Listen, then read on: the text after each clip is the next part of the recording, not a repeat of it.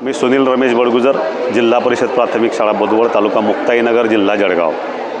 आमची शाळा अतिशय दुर्गम भागातील सातपुड्याच्या पायथ्याशी बसलेली शाळा आणि आजूबाजूला सुद्धा सगळ्या डोंगराचा नद्यांचा परिसर। गावामध्ये थोडे आदिवासी समाज आणि आजूबाजूला सुद्धा पूर्णतः जो शेतीचा परिसर आहे तो जास्तीत जास्त जे गावातील लोक आहे हे शेतीवर उदरनिर्वाह करणारे आहेत, मोलमजुरी करणारे आहेत। फासे पारधी कोळी या पद्धतीचा जो समाज आहे त्याच्यामुळे थोडा शिक्षणापासून लांब असलेला तो भाग असला तरी वेगवेगळ्या पद्धतीचा वापर करून त्या भागातील विद्यार्थी प्रगत करण्याचं काम निपुण महाराष्ट्रांतर्गत सुरू आहे। आपल्या निपुण महाराष्ट्राचं उद्दिष्ट आहे अंकज्ञान आणि पायाभूत साक्षरता।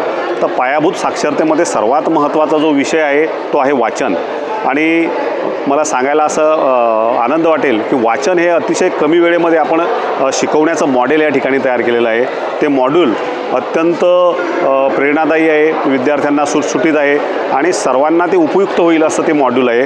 तर 60 दिवसामध्ये विद्यार्थी मराठी वाचतात अशा पद्धतीचं हे मॉड्यूल आहे। या मॉड्यूलमध्ये वेगवेगळ्या कृती ॲड केलेल्या आहेत आणि त्या कृतींच्या अनुभवातून विद्यार्थी अतिशय चांगल्या पद्धतीचं वाचन अगदी 60 दिवसात करू शकतात।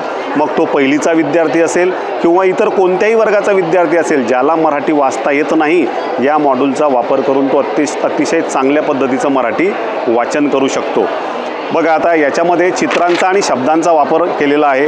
चित्र आणि शब्द वापरून आपण मराठी शिकवतो। कुठलाही अक्षर आपण शिकवत नाही, वेगळे मूळाक्षर शिकवत नाही, वेगळे स्वर आपण शिकवत नाहीत, तर चित्रांचा वापर करतो।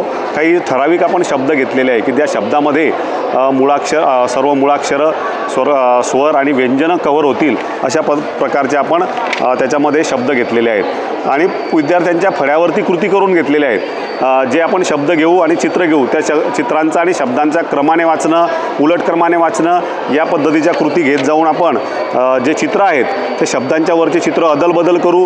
त्याच्यानंतर त्याच्यातले अक्षरं पुसून घेऊ, जे अक्षर पुसलं त्याच्यावरची कृती करून घेऊ। या पद्धतीने आपण त्या कृती करणार आहोत।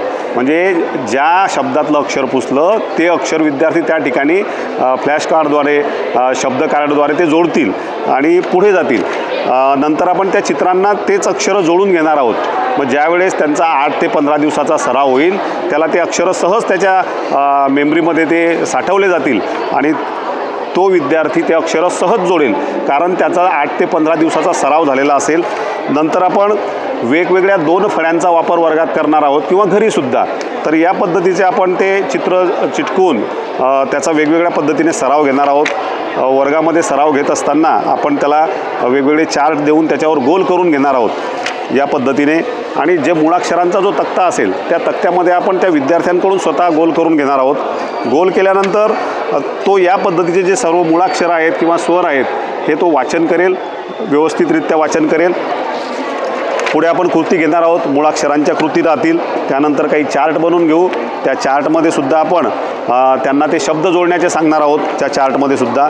आणि नंतर मग 15 दिवसानंतर 20 दिवसानंतर आपण सारे चित्र पुसून टाकू आणि साधा शब्दांचा सराव घेऊ। त्यावेळेस ते शब्द त्याच्या परिचयाचे झालेले असतील आणि तो चांगल्या पद्धतीने ते शब्द वाचू शकेल आणि त्या शब्दांचा सराव झाल्यामुळे त्या शब्दातलं येणारं प्रत्येक अक्षर तो ओळखेल आणि त्या प्रत्येक अक्षरापासून सुद्धा आपण वेगवेगळे शब्द बनवून घेणार आहोत।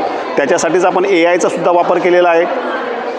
मराठी भाषण आणि संभाषण कौशल्य शिकवण्यासाठी सुद्धा आपण एक मराठीचा स्पीकिंग रोबोट तयार केलेला आहे, जेणेकरून विद्यार्थी त्याच्याशी संभाषण साधतील, त्याला अडचणी येणाऱ्या त्या रोबोटला विचारतील, रोबोट त्याच्या प्रश्नांची उत्तरं देईल मराठीमधून।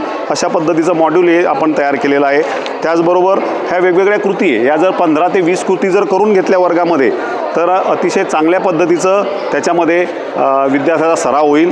आणि नंतर मग आपण काही शब्द दिलेले आहेत, जसं साधे शब्द, त्याच्यानंतर काना असणारे शब्द, विलांटी असणारे शब्द आणि त्याच्यावर आधारित कृती। काय होतं, मुळात जर त्या शब्दाचा अनुभव विद्यार्थ्याला दिला, त्याच्याकडून जर ती कृती करून घेतली तर विद्यार्थी ते चिरकाल स्मरणात ठेवतो, तो विसरत नाही। या पद्धतीने तो पुढे जातो आणि या शब्दांचा सराव झाल्यानंतर त्याला अवांतर कुठलाही शब्द विचारा, तो सहज तो वाचन करतो. आपण मोबाईलवर, कॉम्प्युटरवर, टी व्ही स्क्रीनवर सुद्धा त्या शब्दांचा सराव करून घेऊ शकतो. अशा पद्धतीचं हे मॉड्यूल आहे. नंतर मग आपण गट पाडतो, म्हणजे शब्द वाचणारे वेगळे, अक्षर वाचणारे वेगळे, वाक्य वाचणारे वेगळे.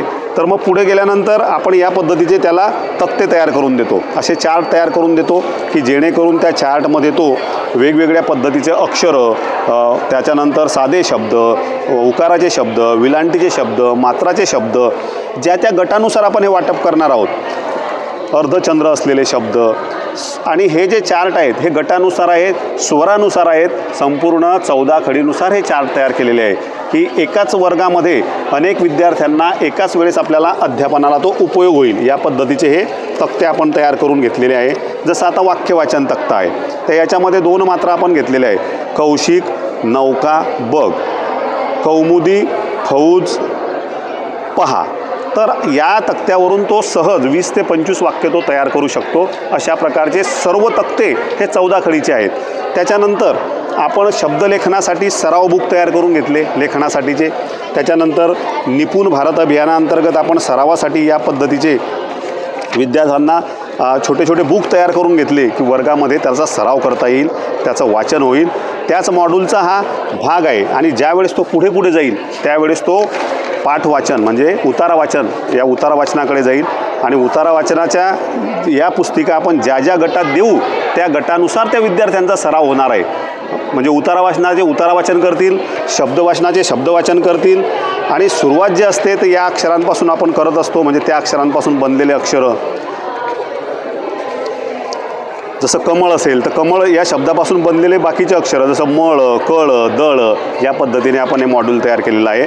आणि नंतर मग सराव, याच्यानंतर पुढची स्टेप येते लिखाणाची. तर मग त्यानंतर आपण लिखाणाचा सराव या पद्धतीने विद्यार्थ्यांचा घेऊ शकतो. असं हे मॉड्यूल हे 60 दिवसामध्ये विद्यार्थ्याला वाचन शिकवणं अत्यंत कठीण असलेला मराठी विषय सोपा करतो. मनोरंजक पद्धतीने तो शिकतो आणि चांगल्या पद्धतीने विद्यार्थी निपुण होतात. हेच खरं ध्येय निपुण महाराष्ट्राचं आहे.